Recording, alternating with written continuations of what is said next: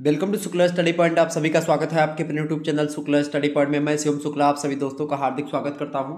ये question paper है आपका वीर बहादुर सिंह पूर्वांचल विश्वविद्यालय का बीए का पेपर है फर्स्ट सेमेस्टर का। ठीक है, BA part 1 first semester examination 2023 education का क्वेश्चन पेपर है। और एजुकेशन में आपको क्या पढ़ना है, कंसेप्चुअल फ्रेमवर्क ऑफ एजुकेशन ये पढ़ना होता है फर्स्ट सेमेस्टर में। सभी विश्वविद्यालयों का सिलेबस सेम है, तो सभी विश्वविद्यालयों के लिए भी बहुत महत्वपूर्ण या पेपर आपका होगा। चूंकि जिनकी अभी परीक्षाएं नहीं हुई हैं उनमें यही प्रश्न आपके आ सकते हैं। ठीक है, तो टाइम आपको 3 घंटे का दिया गया था डॉक्टर आप मतलब कि उसमें क्या बोलते हैं दिन वीर बहादुर सिंह पूर्वांचल विश्वविद्यालय में राम मनोहर लोहिया में 2 घंटे का समय कर दिया गया है। पहले 3 घंटे का ही पेपर होता था, सेम इसी पैटर्न पर। मैक्सिमम मार्क्स आपका कितना है, 75 यानी पूर्णांक 75 नंबर का ही है। नोट आपसे कह रहा है कि attempt questions from all sections as per instructions, यानी सभी खंडों से निर्देशानुसार प्रश्नों के उत्तर आपको देना है। यहाँ पर सेक्शन ए की बात की यानी खंड आ की अगर बात की तो very short answer type question आपसे पूछे जाते हैं, यानी अति लघु उत्तरीय प्रश्न पूछे जाते हैं। उनको लेकर के यहाँ पर नोट आपसे कह रहा है कि attempt all parts of this question, give answer of each part in about 50 words. इन मतलब इस प्रश्न के सभी भागों के उत्तर दीजिए। प्रत्येक भाग का उत्तर लगभग 50 शब्दों में आपको देना है। ठीक है, 10 क्वेश्चंस आपको यहाँ पर मिलेंगे, 10 के 10 प्रश्नों के उत्तर को आपको देना है। 2-2 नंबर का एक एक प्रश्न है, 20 नंबर यहाँ से आपको तैयार मिल जाएंगे। ठीक है, पहला प्रश्न आप देखेंगे, प्रश्न है कि give the teaching method in वैदिक पीरियड, यानी वैदिक कालीन शिक्षण विधियां बताइए। मैंने बताई थी शैक्षिक विधियों के बारे में, आप मॉडल पेपर उठा करके देख लीजिएगा, सारी चीजें आपको मिल जाएंगी। अगर जरूरत पड़ी तो मैं एक आध मॉडल पेपर आपको और दे दूंगा, वैसे मॉडल पेपर मैंने दिया हुआ है, प्ले लिस्ट में वीडियोस पड़ी हुई आप देख लीजिएगा। ठीक है, आगे बढ़ते हैं। अगला प्रश्न आपका आ चुका है, दूसरा नंबर प्रश्न है डिफाइन विद्या, यानी विद्या को परिभाषित कीजिए। मोस्ट इंपोर्टेंट प्रश्न, इस पर भी चर्चा मैंने कर दी है। अगला प्रश्न आपसे पूछा गया था give the meaning of education, शिक्षा का अर्थ बताइए। शिक्षा का अर्थ, शिक्षा का शाब्दिक अर्थ, शिक्षा का व्यापक अर्थ, सब संकुचित अर्थ, सब कुछ मैंने बता दिया है। आप प्लेलिस्ट उठाएंगे उसमें सारी एक मॉडल पेपर, कोई भी मॉडल पेपर उठा करके देखिए तो उसमें इन सभी सारे प्रश्न मेरे मॉडल पेपर से ही आए हुए हैं। अगला प्रश्न आपका पूछा गया था भाई, देखेंगे अगला प्रश्न था right the meaning of constitution, संविधान का अर्थ लिखिए। मोस्ट इंपोर्टेंट प्रश्न है। ठीक है, अगला प्रश्न आपसे पूछा गया था give the definitions of pre primary education, पूर्व प्राथमिक शिक्षा की परिभाषा दीजिए। तो ये सारे के सारे प्रश्न आपके हो जाएंगे, आप मॉडल पेपर को उठा करके देख लीजिएगा। आपकी परीक्षा में ये प्रश्न बन सकते हैं, इसीलिए मैंने सोचा कि इन प्रश्नों को आपको दिखा दिया जाए। अगला प्रश्न है what do you mean by IQAC, IQAC से क्या तात्पर्य है, इसके बारे में मैंने आपको बताया है। अगला प्रश्न आपसे पूछा गया था give the structure of SCERT, यानी SCERT का प्रारूप बताइए, इसके बारे में आपको बताना था, इसका फुल फॉर्म वगैरह बताना था। इसके अलावा what is Dalton plan, Dalton प्रणाली क्या है, डाल्टन योजना क्या है, इस पर भी मैंने चर्चा करी है। तो सारे के सारे प्रश्न बताए गए मुताबिक यानी मॉडल पेपर के ही तहत आए थे। अगला प्रश्न आपकी स्क्रीन पर आ चुका है give the concept of state, राज्य की संकल्पना बताइए, इस पर भी मैंने चर्चा करी है। अगला प्रश्न आपका 10वां नंबर पूछा गया था कि give the definitions of community, यानी कि समुदाय की परिभाषा दीजिए। तो सारे के सारे प्रश्न आपकी परीक्षा में पूछे गए थे, यानी वीर बहादुर सिंह की पूर्वांचल की परीक्षा हुई थी उसमें पूछा गया है। और ये परीक्षा जिनकी अभी नहीं हुई, यानी जिस विश्वविद्यालय की परीक्षा अभी नहीं हुई है, उनमें ये प्रश्न बहुत ही अच्छे तरीके से आप इनको अगर पढ़ लेंगे तो आपकी परीक्षा अच्छी होगी और आपकी परीक्षा में आने वाले हैं, ये बात ध्यान रखेंगे।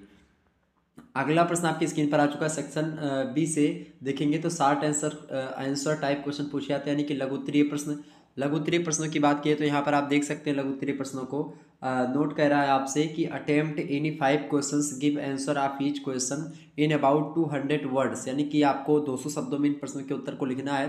5 क्वेश्चंस आपको करने पड़ेंगे, 7-7 नंबर के एक प्रश्न है, 35 नंबर आपको यहाँ से बटोर लेने हैं। ठीक है, देखिए किन्हीं 5 प्रश्नों के उत्तर दीजिए, प्रत्येक प्रश्न का उत्तर लगभग आपको 200 शब्दों में देना है, ये बात आप ध्यान रखेंगे। अब यही डॉक्टर राम मनोहर लोहिया में 150 शब्दों में कर दिया गया है। ठीक है, पहले यही पैटर्न उसका भी था। बाकी विश्वविद्यालय डॉक्टर भीमराव अम्बेडकर विश्वविद्यालय हो गया या अन्य विश्वविद्यालय हो गया आपके बिहार विश्वविद्यालय, इसके अलावा अन्य विश्वविद्यालय जो रोहिलखंड विश्वविद्यालय हो गया या कोई भी विश्वविद्यालय हो गए जिनकी परीक्षा भी नहीं, महात्मा गांधी काशी विद्यापीठ हो गया जिनकी परीक्षाएं अभी नहीं हुई, लखनऊ विश्वविद्यालय, इलाहाबाद विश्वविद्यालय, तो उनके लिए बहुत हेल्पफुल है ये। अगला प्रश्न आपका स्टेट द ऑब्जेक्टिव, मतलब कि ऑब्जेक्टिव्स ऑफ वैदिक पीरियड एजुकेशन, यानी कि वैदिक कालीन शिक्षा के उद्देश्य बताइए। अगला प्रश्न है आपका explain the relationship between culture and education, most important प्रश्न है। अगला प्रश्न आपसे पूछा गया था यानी कि संस्कृति और शिक्षा के संबंध को स्पष्ट कीजिए, that is most important questions.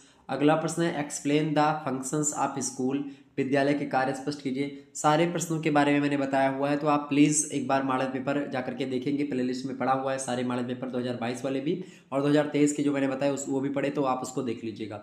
अगला प्रश्न है what do you mean by the concept of minimum level of learning, न्यूनतम अधिगम स्तर की अवधारणा से आप क्या समझते हैं। मोस्ट इंपोर्टेंट प्रश्न है, यह भी प्रश्न आपसे बन सकता है।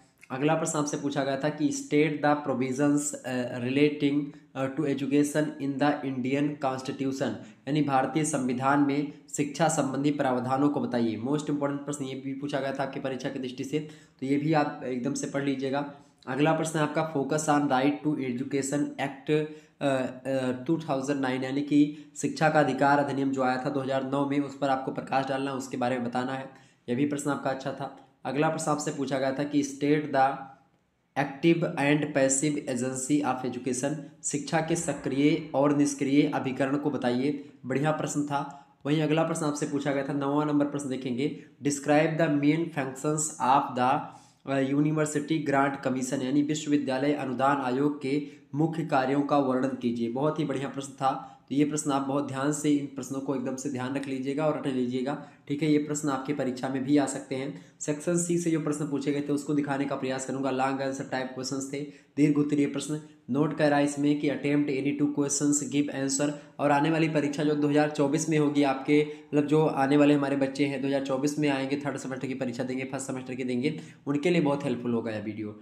Attempt any 2 questions give answer of each question in about 500 words, आपसे कह रहा है किन्हीं 2 प्रश्नों के उत्तर दीजिए। प्रत्येक प्रश्न का उत्तर लगभग आपका 500 शब्दों में होना चाहिए। 10 नंबर का एक प्रश्न, दो मतलब कि 2 क्वेश्चन आपको करने हैं, ठीक है। प्रश्न आपसे पूछा गया था, मतलब कि पूछा गया है इसमें कि what do you mean by higher education, describe its development, यानी कि उच्च शिक्षा से आपका क्या तात्पर्य है या क्या अभिप्राय है, इसके विकास का वर्णन कीजिए। बहुत ही बढ़िया प्रश्न है। वहीं अगला प्रश्न आपसे पूछा गया था 11वां नंबर आप प्रश्न देखेंगे, what are the functions of education, explain various functions of education with examples, यानी शिक्षा के कौन कौन से कार्य हैं, शिक्षा के विभिन्न कार्यों को उदाहरण सहित समझाइए। बहुत ही जबरदस्त प्रश्न है, बहुत ही बढ़िया प्रश्न, तो इस प्रश्न को आप रट लीजिएगा। वहीं अगला प्रश्न आपसे पूछा गया था what is the need of education for leave, यानी एक्सप्लेन इट, यानी आपसे कह रहा कि अवकाश के लिए शिक्षा की क्या आवश्यकता है, स्पष्ट कीजिए। ये भी आपका बहुत महत्वपूर्ण प्रश्न है। वहीं अगला प्रश्न आपसे पूछा गया था, तो अधिकतर प्रश्न जो बताए गए इसमें वो हमारे द्वारा बताए गए मॉडल पेपर में पूछे गए हैं। अगला कि ये क्वेश्चन पेपर में जो पूछा गया हमारे द्वारा बताए गए मॉडल पेपर से ही आए हुए हैं। अगला प्रश्न है what do you mean by जो है इंटरनेशनल, मतलब internationalism, write down the difficulties in the way, यानी कि अंतर्राष्ट्रीयता से आप क्या समझते हैं, इसके मार्ग में आने वाली बाधाएं लिखिए। बहुत ही बढ़िया प्रश्न है। तो इस प्रकार से ये प्रश्न आपसे पूछे गए थे और इन्हीं प्रश्नों के आपको उत्तर लिखने थे, और जो अन्य विश्वविद्यालय हैं उनकी परीक्षाओं में भी यही प्रश्न आने वाले हैं। तो आप इन प्रश्नों को एक प्रकार से तैयारी कर लीजिए और आप इसको अपने यूनिवर्सिटी का पेपर मान करके एक बार हल कर डालिए, ठीक है।